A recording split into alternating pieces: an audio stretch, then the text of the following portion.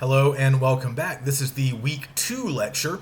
So I want to do several things today. First, I'd like to provide some relatively brief summaries of chapters 3 and 4 in our textbook. I did not assign those chapters for you guys to read. Feel free to read them if you want, if you have the time, if you have the inclination. You can certainly look through those chapters, but I thought it would be more time efficient if I could just go over the key points in those chapters today during lecture.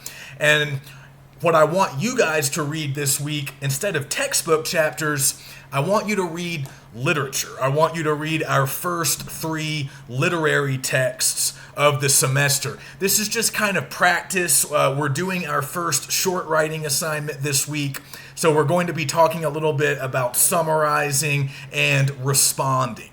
Those are the first 2 types of writing that we are going to tackle in this class. So we're going to read 3 literary texts, and then we're going to summarize and respond to those texts. So I wanted you guys to focus on reading the literature this week. So we're not going to read any textbook chapters. We'll get back to the textbook chapters starting next week. So let me start with chapter 3. I want to move through it pretty quickly, and then we'll do the same thing with chapter 4. A lot of this should be review. A lot of the material in those 2 chapters should be somewhat familiar to us, particularly chapter 3, because it's all about the writing process. And hopefully that is a familiar concept to us. We should have heard it mentioned before. Maybe we've learned it in a previous English class. In some cases, you might get taught about the writing process as early as middle school. Certainly, it's frequently taught in high school, and you should have heard about it in English 101 and English 102. If you took me for those classes, you definitely heard a lot about the writing process. It's a pretty basic concept in writing classes, and it's a really important thing to keep in mind for us really throughout the semester, starting this week when we have our first significant writing assignment due. And we'll talk more about that assignment at the end of this week's lecture. So let's just jump into chapter 3 and go through all the steps, all the major stages of the writing process. So the way the writing process usually gets taught is pretty much the way you see it in chapter 3 of our book. We have 3 major phases or stages of the writing process: pre-writing, drafting, and then what's sometimes called post-writing, other times just referred to as revising and editing. Okay, so those are the 3 major stages: pre-writing, drafting, and then revising and editing. They go together. That's number 3. So those are the major stages, but within each one of those stages, we have multiple steps. So let's break it down stage by stage and step by step, beginning with pre-writing. So again, a lot of us maybe have learned a little bit about pre-writing in the past. This is very important, especially as we get to higher level English classes and we start tackling more sophisticated writing assignments. Pre-writing is everything that you do before you actually start writing your paper. So a lot of students neglect this stage, either because they don't think they have enough time or they don't think it's necessary, but really pre-writing is very necessary, especially with lengthy, complex papers. So let's look at all the different steps that are included within pre-writing, because a lot of these steps will be things that I want you guys to be doing really on all of our writing assignments throughout the semester.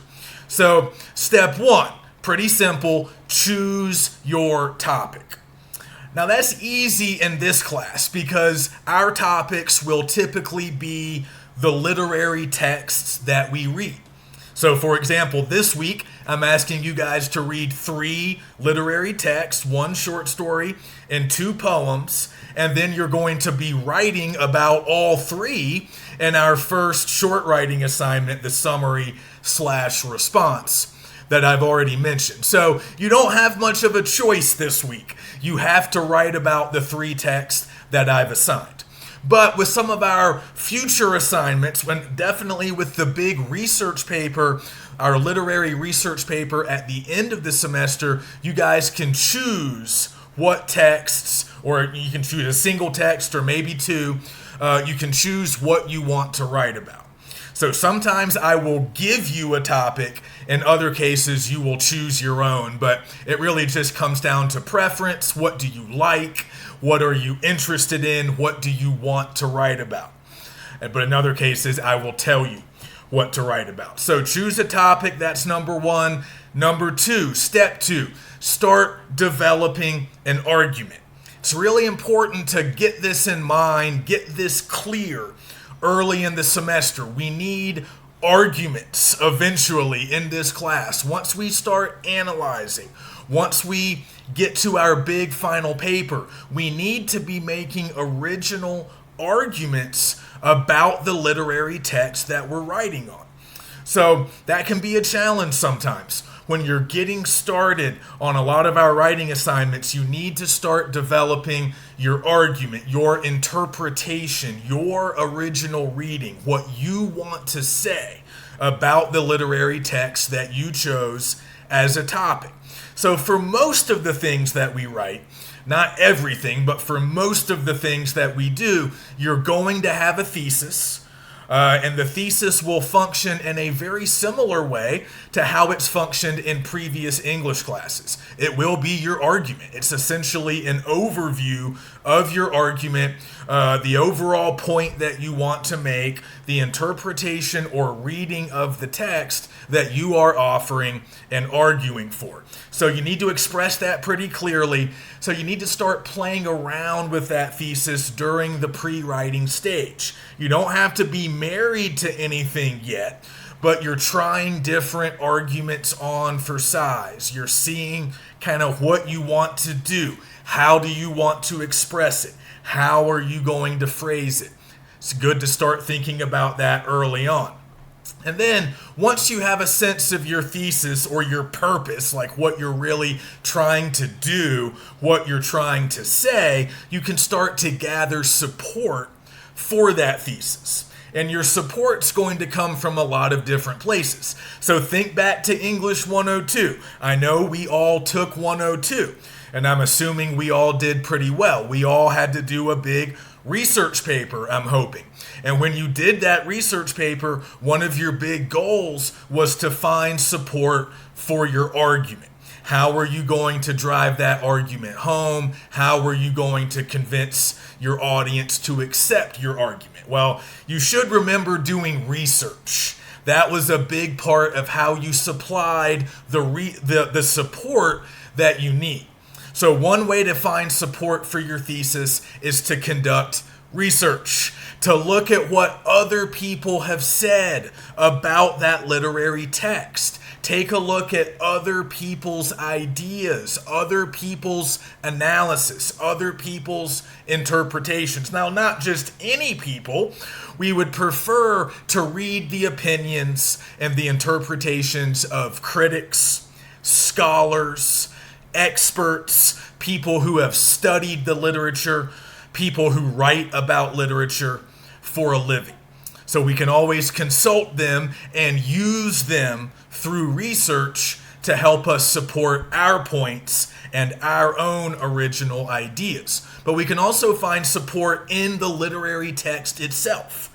So whatever text we're writing about, we're going to need to mine that text. We're going to need to dig through that text to find support.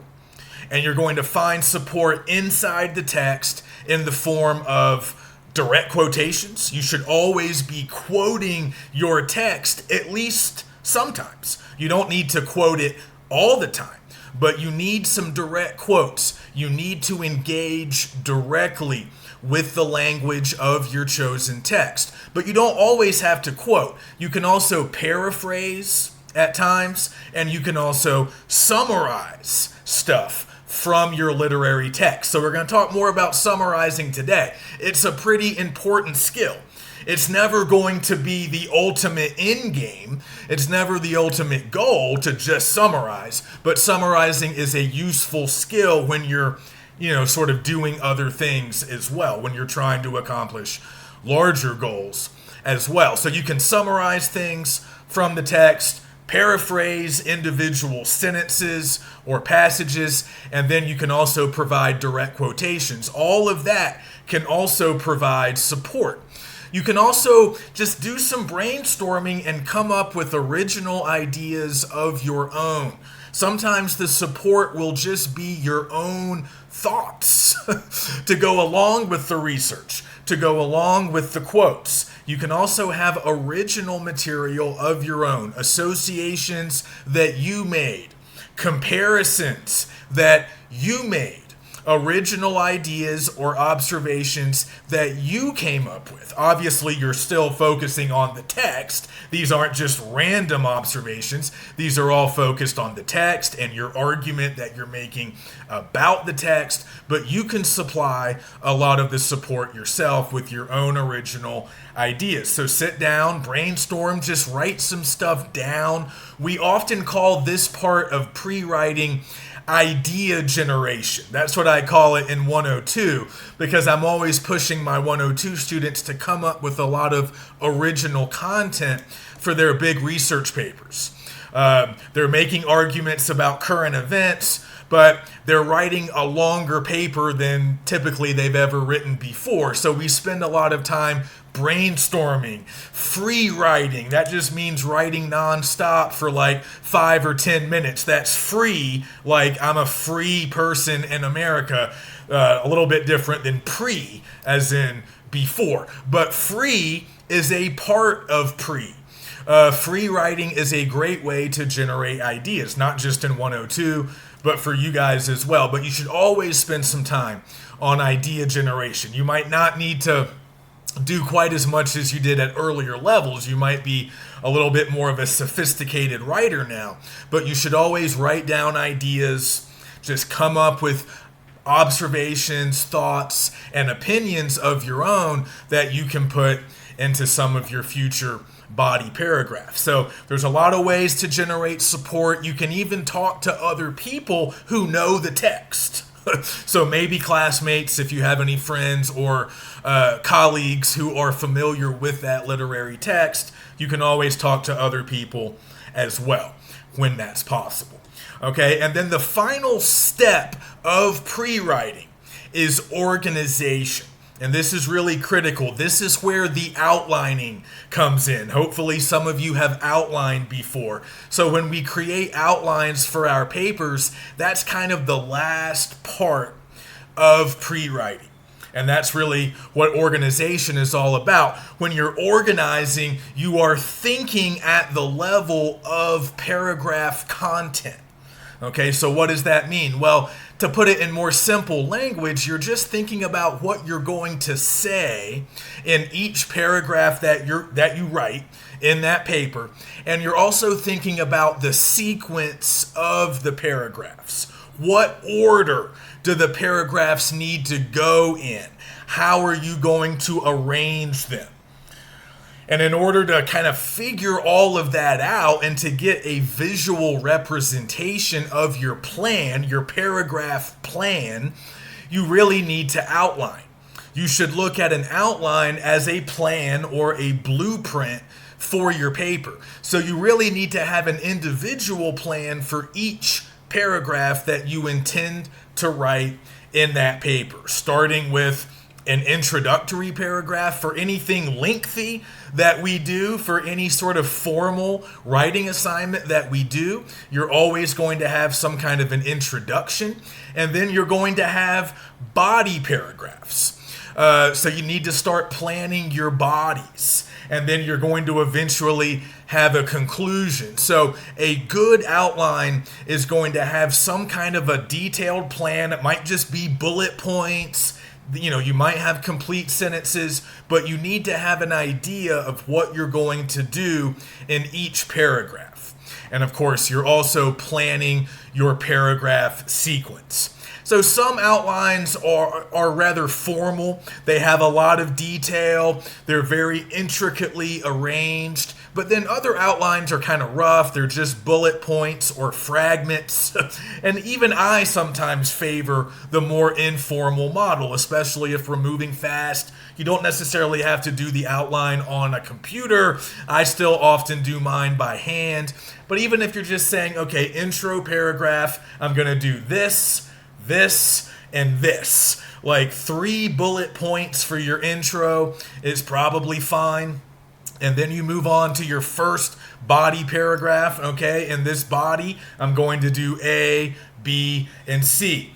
And again, if you took me for 102, you know this is how we outline no matter what the assignment is. We're just planning our paragraphs. We can really do that no matter what our topic is, no matter what our argument is, no matter what the content is. We should always get organized. So take some time to outline. Don't skip outlining because it seems minor or insignificant. It really is helpful. It is significant.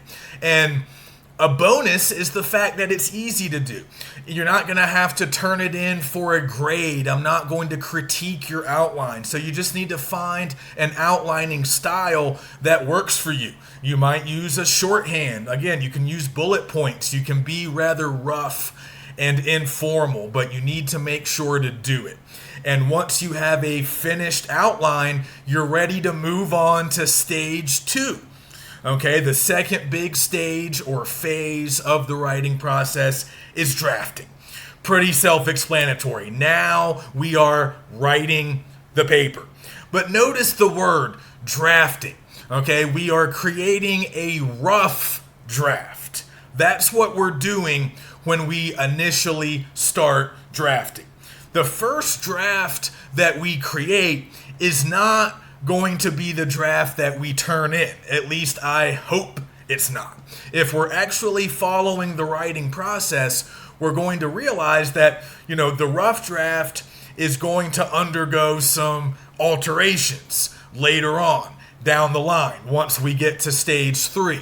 So here with drafting, our number one goal, our number one priority is to create a completed draft. It's going to be rough. There's going to be mistakes. There's going to be oversights. There's going to be some paragraphs that you still need to work on.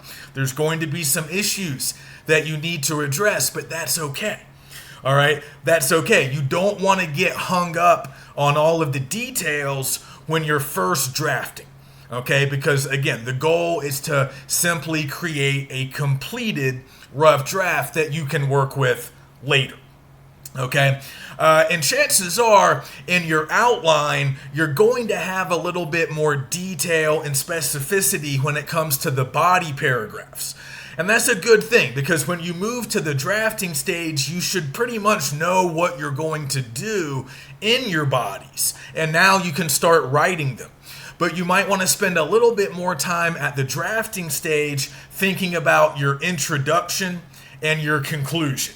Because typically with our outlines, we're moving through those paragraphs pretty fast, okay? Introduce my text, establish my thesis. That's, those are the main things that we're going to do in the intro. And then we know in the conclusion, we're going to restate that thesis, summarize our main points. Those paragraphs are easy to plan because they're pretty standard. Like they come standard, they're always kind of similar no matter what we're doing.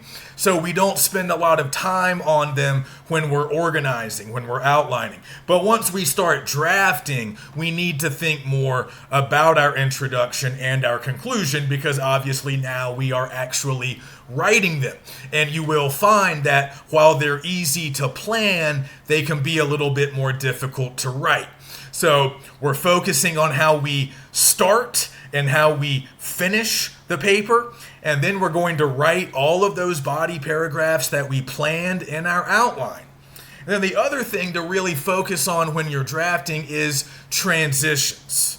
So remember, you have to transition from one paragraph to the next over the course of a paper. So think about it like each paragraph is introducing and discussing a new idea, a separate idea. And it's the job of the transitions to sort of show us how all of these ideas or points are related to one another. Okay, why does one logically follow from the previous one? Why does this one logically follow from the other one? Transitions are how you show that. Transitions usually come at the beginning of paragraphs or at the end of paragraphs, and you have to sort of move us from one idea to the next, and you need to do it in a fluid, logical, clean way.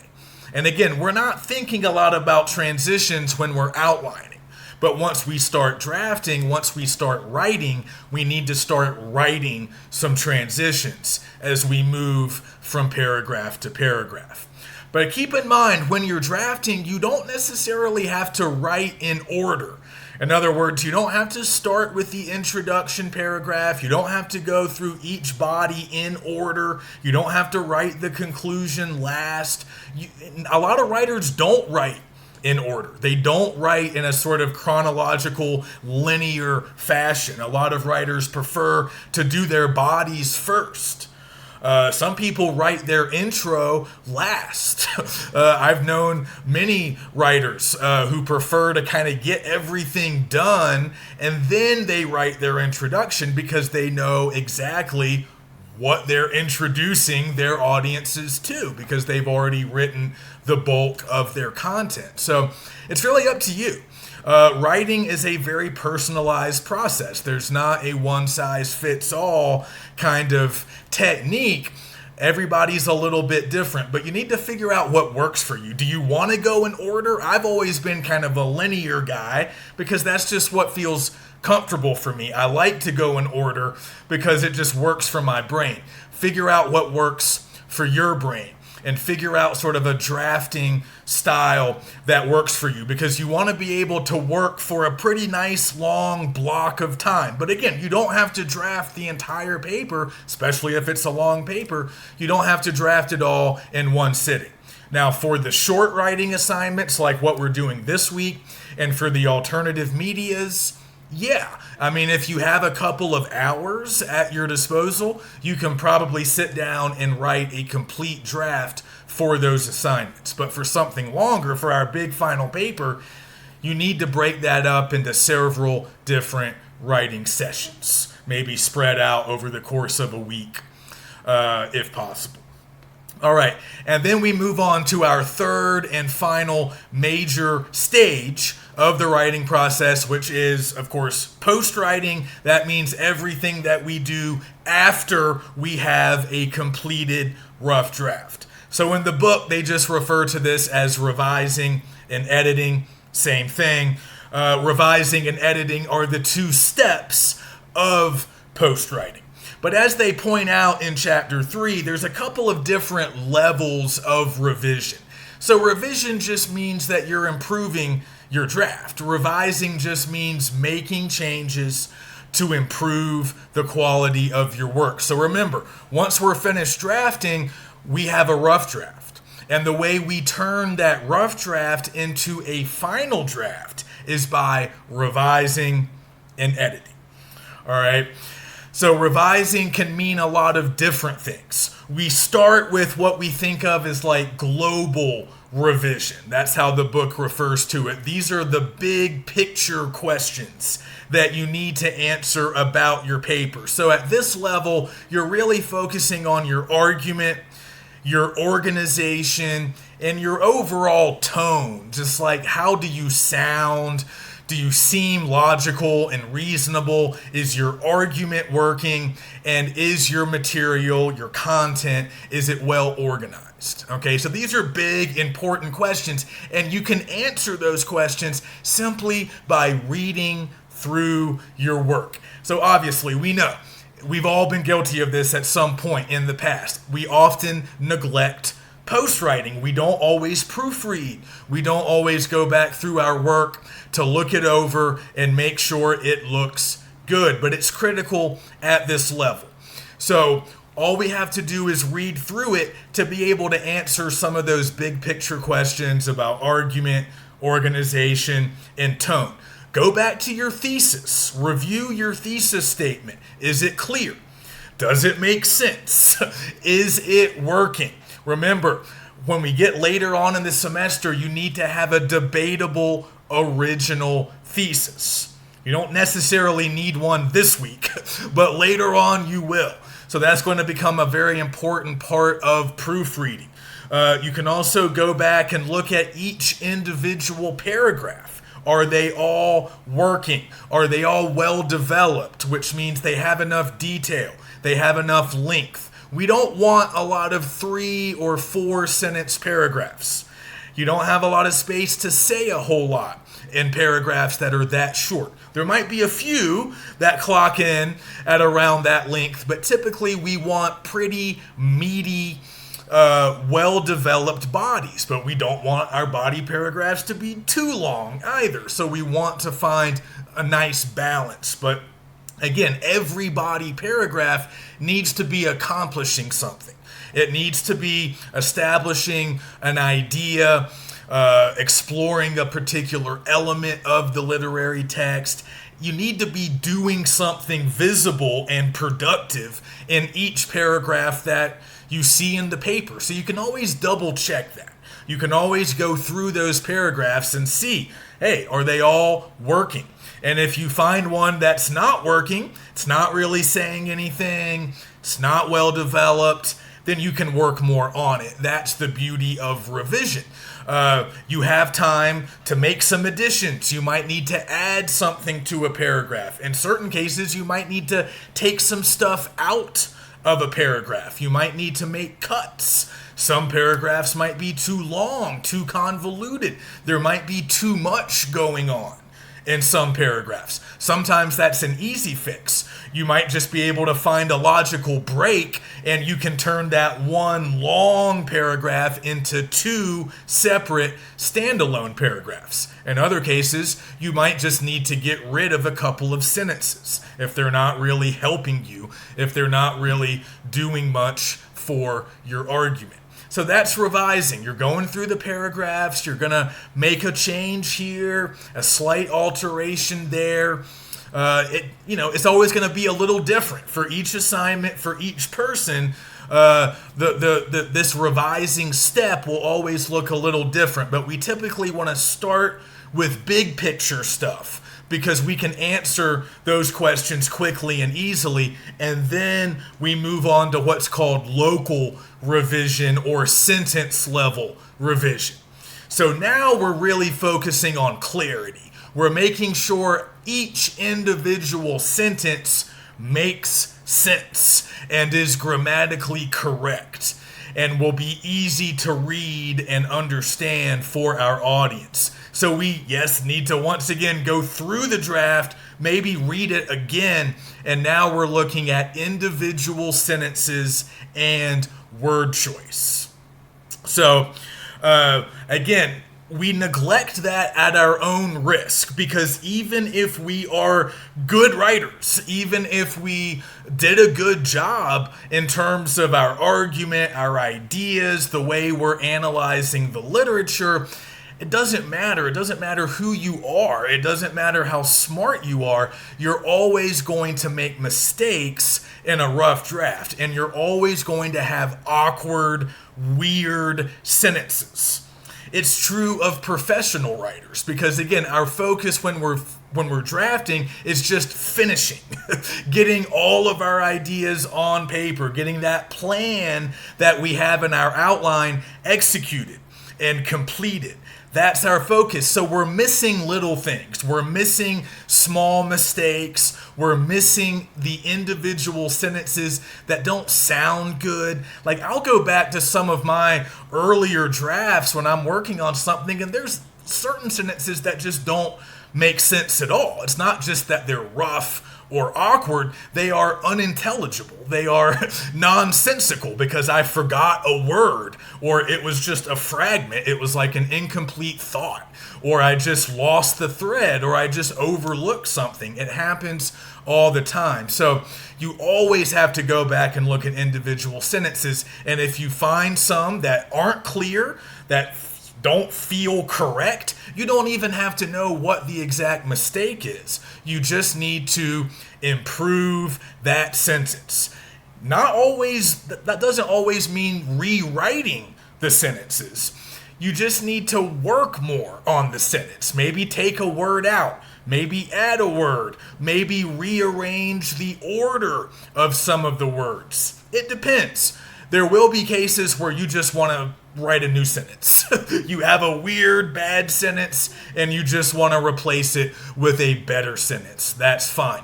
But a lot of the sentences just need a few tweaks, a few improvements in order to work better. Okay, so that's part of revising. And then the final step of post-writing is to edit.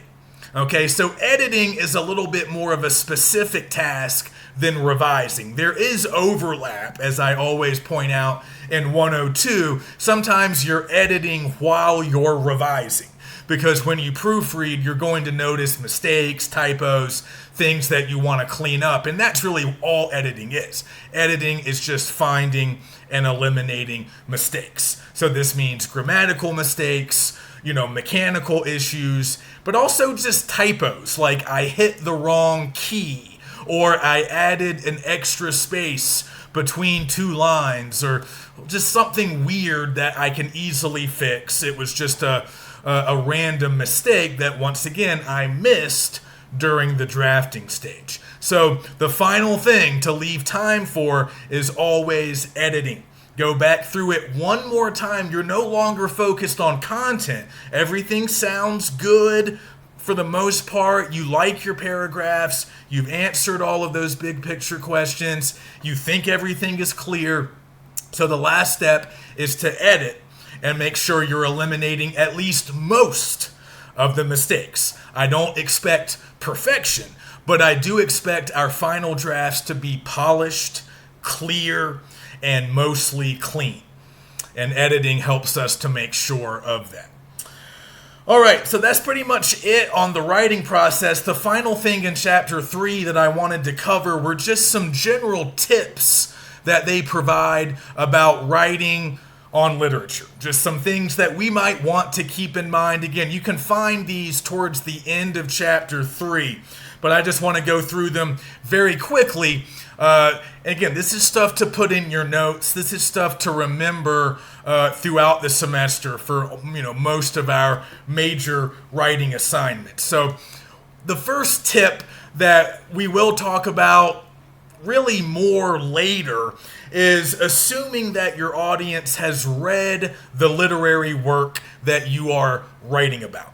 You don't need to summarize a ton when we move on to analysis and interpretation and writing our big final paper.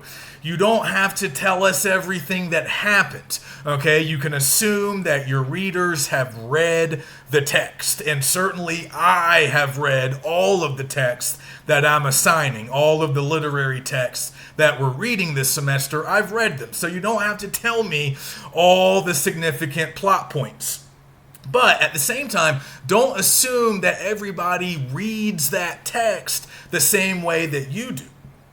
Don't assume that they understand the text or view the text in the same way that you do. And in fact, that's where the fun starts. That's the whole point, right? You have an original interpretation. You have an original reading of your own that's different from my reading or your friend's reading or your classmates' reading and understanding. So you're advancing something new, something original, and something thought-provoking, we hope. So keep that in mind. Don't spend a lot of time summarizing the plot, but we are going to do a little bit of summary this week because, like I said earlier, it's an important skill. But it's always going to be a means to an end. It's rarely going to be the primary goal. We don't need a lot of summary. We already know what happened. Another reminder, use direct quotes from your chosen text. A lot of students don't do this without me telling them 10 or 15 times. So I'm going to emphasize it all semester long because it really is important. Using direct quotes, using key passages from your chosen text. Don't be afraid to do that. Now, obviously, don't do that just to take up space. I do see that occasionally. Don't use lengthy direct quotes just to take up an entire page, but you do want to quote and engage directly with the language of your text. That's always important. But again, just, quotes are great, but don't assume that the quotes will always be self-explanatory. In many cases, you're going to have to explain the significance. There might be some symbolism or some kind of figurative language at work that you need to walk us through. Again, that's not the same as plot summary. You're not just telling us what happened. You're telling us the significance of this particular quote. Some might be kind of obvious, but most of the time, you need to explain it a little bit. So keep that in mind. And also remember, using quotations is kind of an art. It's not really a science. It's more of an art. Hopefully some of you have some experience from 102 incorporating direct quotations into your papers, but we're going to be practicing it throughout the semester. It's very important for the kind of work that we are doing. So we're going to get better at it. Don't worry if you struggle a little bit initially. We're going to keep practicing. We're going to get better over time. And if you took 102 with me, you remember the concept of the quote sandwich. A great way to work with quotes, because a lot of students will use what we teachers will refer to as floating quotations or quote bombs. That's when you just drop quotes in to your paper without introducing them, without explaining them, without really making it clear why the quote is in your paper. So to avoid that common problem, we can use the quote sandwich. We'll talk a little bit more about that later in the semester, but it's just an easy way to both introduce your quotes and explain them. So we want to do that. Also, just a basic convention that you guys need to get familiar with. When we write about literature, we use the present tense when talking about characters or events in the plot. So when we're talking about what happens in that work of literature, what a character does, what somebody says, something that occurs in the text, we use the present tense. And that's a little weird. But for example, if we're writing about Romeo and Juliet, we would say when she sees that Romeo is dead, Juliet kills herself with his knife. We're in the present tense there, even though those characters are supposed to have lived a long time ago. All of this happened in a previous historical time period, so we might be tempted to use the past tense. Now, if we're talking about Shakespeare's life, we would use the past tense. But if we're talking about stuff that's happening in his play, we always use the present tense. That's just a thing that you need to remember. Another convention that you need to remember when writing about literature is that when you first introduce an author, when you first mention the name of an author, you use first and last name. Never refer to an author only by their first name. I tell my 102 students that too. You are not friends with these people. You do not know these people. They are not personal acquaintances of yours, so you don't call them by their first name. That's very informal. Okay? So when you first introduce them, you refer to them by first and last name. William Shakespeare. And then all subsequent references, all future occasions when you refer to the author, you can use last name only. Shakespeare. We're all going to know who you're talking about. Okay, but when you first introduce them, use first name and last name. And then after that point, last name only is fine. Okay? Another convention that's important to remember with any kind of writing about literature. When you're using the titles of individual poems or short stories, remember that those titles go in quotation marks, okay? And if you're using the titles of books or movies or plays, those get italicized. People get this backwards all the time. It's not a huge deal, but it will cost you points, at least a couple, so you want to get this right, okay? Think of it this way. Small things, like individual poems, individual short story titles, those go in quote marks. Bigger things, like books, things that we can hold, an entire book, an entire play, an entire movie, if we still use DVDs and Blu-rays, right? The bigger things that we can hold, those titles get italicized. That's how I learned it back in college, and I've always remembered. Little things, quote marks. Big things, italicized. Just remember, because I'm going to expect you guys to know that stuff. It's one thing if my 101 or 102 students screw up basic writing conventions. You know, that's kind of par for the course, but this is a 200 level class. You guys have already done 101. You've done 102. So by this point, I expect you to know those conventions. I expect you to get that stuff right. Okay? Because at this level, it is the standard. It is the expectation to get all of this stuff right. And that also goes for formatting. Okay? For everything that you submit to me. Everything that you turn in, with the exception, I guess, of the 2 discussion posts. But for all the SWAs, all the alternative medias, and the big final paper, you always want to use standard MLA formatting.